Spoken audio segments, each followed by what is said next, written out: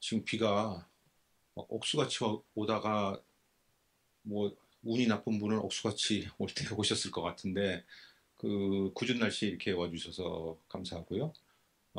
또 하필이면 그 저희 프로그램을 시작할 때 이 코로나 뭐 정점이었으면 좋겠는데 정점이 아닌 것 같아요. 또 그것도 좀 걱정이 되고 그렇습니다. 그럼에도 불구하고 이렇게 와주셔서 대단히 감사드리고 어, 뭐 그만큼 중요한 자리가 아닌가 그렇게들 생각을 하시는 것 같아서 또 책임감도 좀 느끼고 합니다. 동아시아 연구원 원장을 맡고 있는 손열입니다. 올해가 그 3기 그러니까 3년째예요. 2020년에 처음 시작을 했는데 어, 그때도 한 몇 번 하다가 어디선가 뭔가 사고가 코로나죠.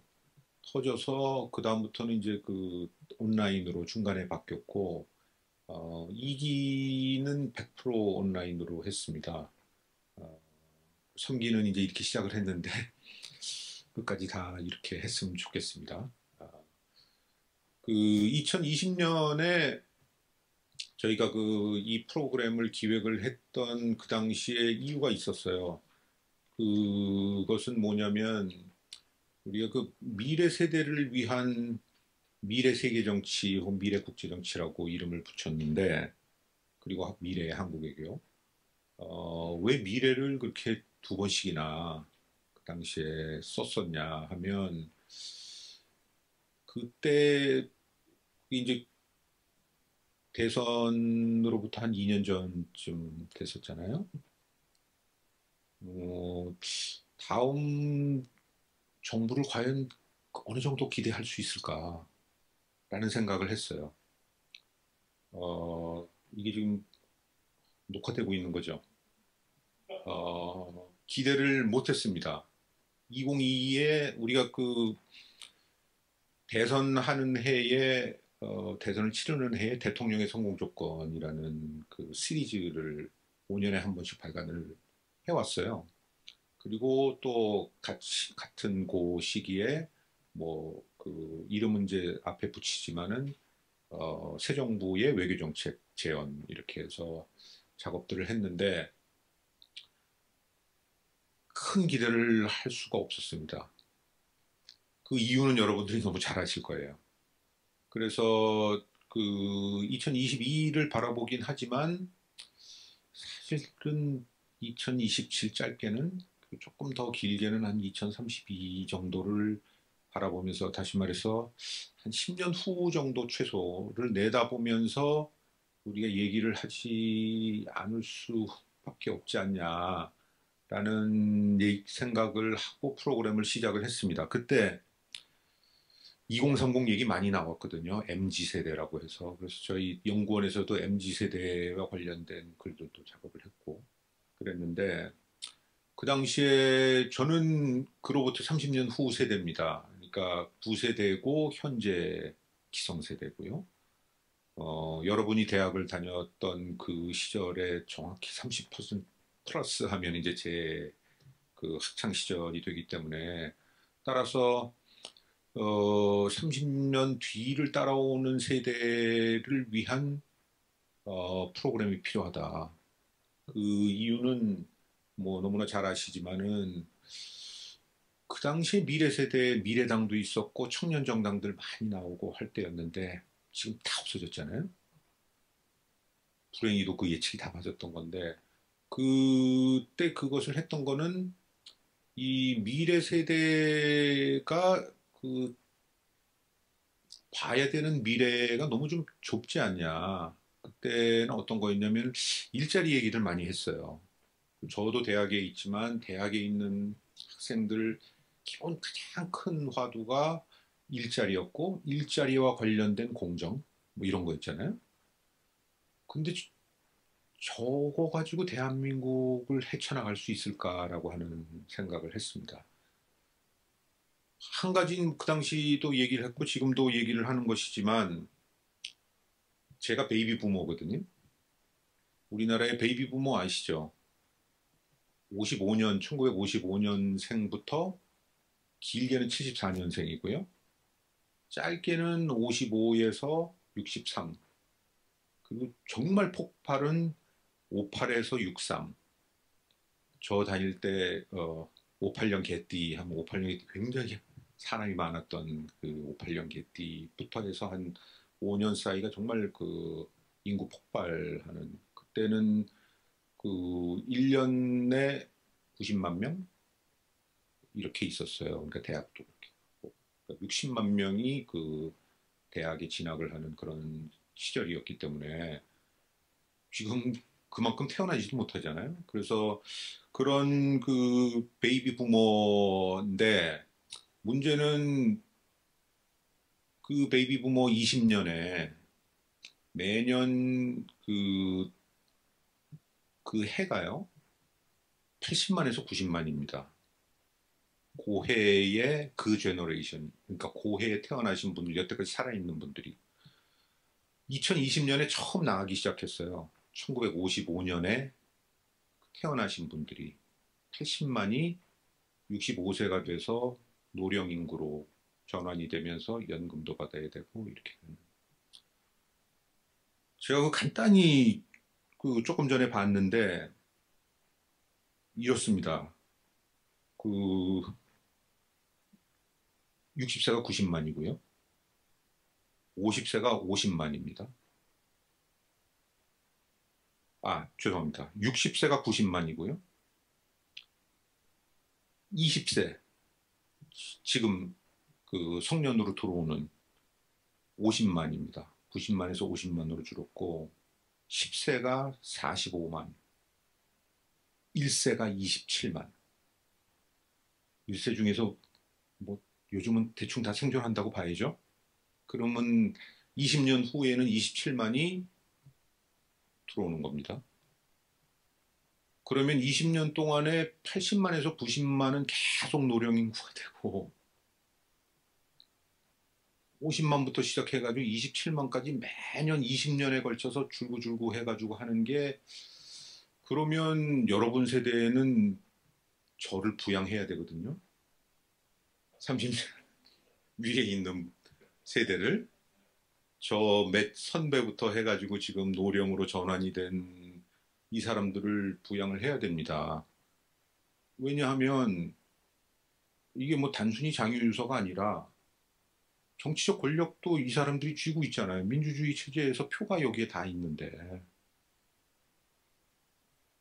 60세에 90만의 표가 있는 것이고 20세에 아까 50만이라고 그랬잖아요. 상대가 안 되는.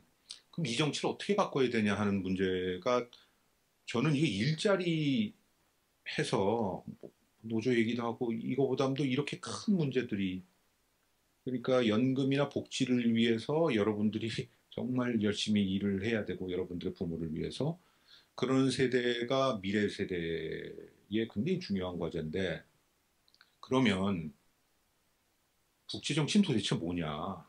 한국 외교는 그러면 지금부터 10년 후부터 시작해서 앞으로 30년에 여러분들이 다뤄야 될 국제 정치적인 과제들, 국제적인 문제들 이걸 좀 알아야 되잖아요.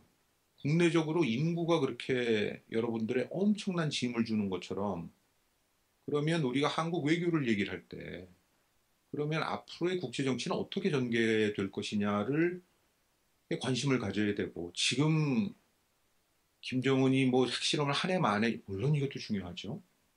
한일 관계를 개선해야 되냐 말아야 되냐 중국 어떻게 해야 되냐 이거 다 중요한 일이지만 조금 더 길게 내다보고 앞으로 다가올 국제적인 문제군들을 여러분들이 지금부터 미리 세팅을 하고 그 속에서 지금의 문제를 우리가 어떻게 바라봐야 되느냐, 어떻게 풀어야 되느냐 하는 인식의 전환이 필요한 것 같아요. 기성세대는 지금같이 생각해요. 지금 당장 4차 핵실험하면 다 어떻게 되는 거지? 담대한 제안을 한다고 하는데 뭘 집어넣어야 되는 거지? 집어넣어봤자 될까? 한미 미중 해서 취포 얘기를 하는데 들어가야 돼 말아야 돼 이런 것들을 다 여러분들이 안고 있는데 이런 이슈들을 10년에서 30년의 미래를 바라보면서 다시 되돌아와 가지고 이 문제를 바라보면 여러분들은 새로운 시각이 생길 거라고 믿어요. 동아시아 연구원이 지금 미래 세대를 위한 한국 외교라는 특강을 하는 이유는 거기에 있습니다.